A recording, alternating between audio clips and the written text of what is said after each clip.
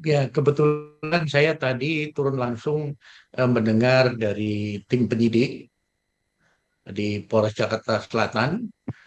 Saya apa perlu turun karena banyaknya silang informasi yang membuat bingung masyarakat, sehingga saya turun langsung, mendengar langsung, melihat langsung bukti-bukti yang ada, termasuk foto-foto yang ada. Jadi kasus ini kan memang berawal dari terjadinya pelecehan seksual yang dilakukan oleh Brigadir. Dia masuk ke kamar, kemudian istri Kadipropam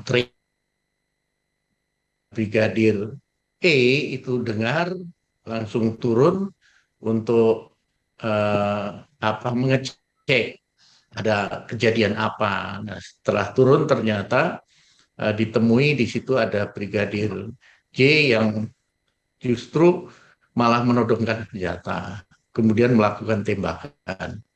Nah, kemudian terjadilah tembak menembak yang akhirnya Brigadir J meninggal dunia. Mungkin orang sering bertanya ini dalam kasus ini, kenapa 7 tembakan Brigadir J nggak ada yang kena, sementara 5 tembakan Brigadir E itu kena semua. Nah, yang pertama perlu dijelaskan bahwa kondisi Brigadir J ini dalam keadaan panik, dalam keadaan tidak fokus untuk membidikkan senjatanya karena kaget ketahuan, sehingga arah tembakannya tidak menentu. Di samping itu juga terhalang oleh tangga. Nah, sementara Brigadir E ini dapat fokus karena dia ada di atas, bisa mengarahkan senjatanya ke apa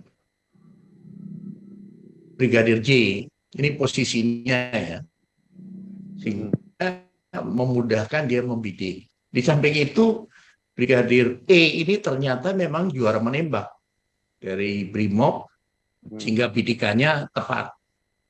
Itu dalam dalam sisi masalah tembakan. Kemudian yang kedua, beredarnya isu masalah ada luka sayatan, kemudian ada luka-luka lebam dan sebagainya. Itu juga sudah kami klarifikasi, kami melihat langsung foto-fotonya, tidak ada luka sayatan. Yang ada adalah luka bekas rempetan peluru atau pecahan peluru. Kalau sayatan kan itu tipis ya, seperti kena pisau gitu kan tipis. Ini Mm-mm. tidak. Kemudian juga dikatakan bahwa jarinya putus. Tidak. Jarinya memang luka karena ketika dia megang pistol kena tembakan dari Brigadir E. Memang ada di situ jarinya itu luka, tapi bukan putus. Nah, kemudian juga eh, menyangkut masalah apa namanya luka-luka yang lain, lebam dan sebagainya. Itu dari keterangan para saksi tidak ada aksi pemukulan dan sebagainya.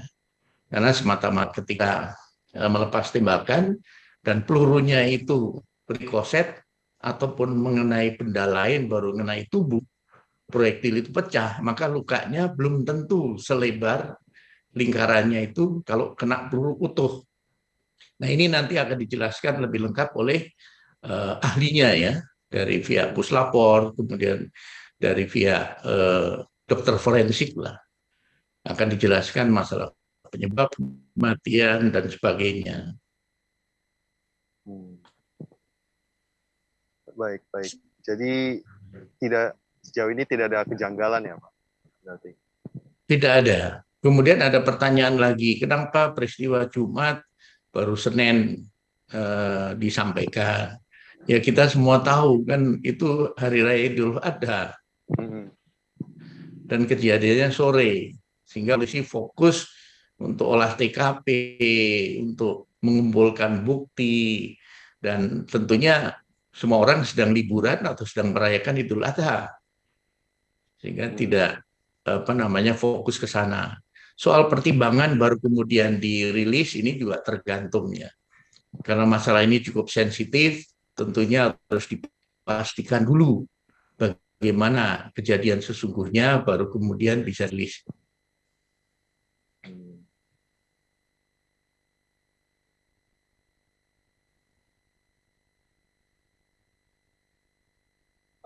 Maaf, tadi kepotong sebentar. Jadi ada jeda rilis karena faktanya dikumpulkan terlebih dahulu ya Pak. Iya, iya, iya.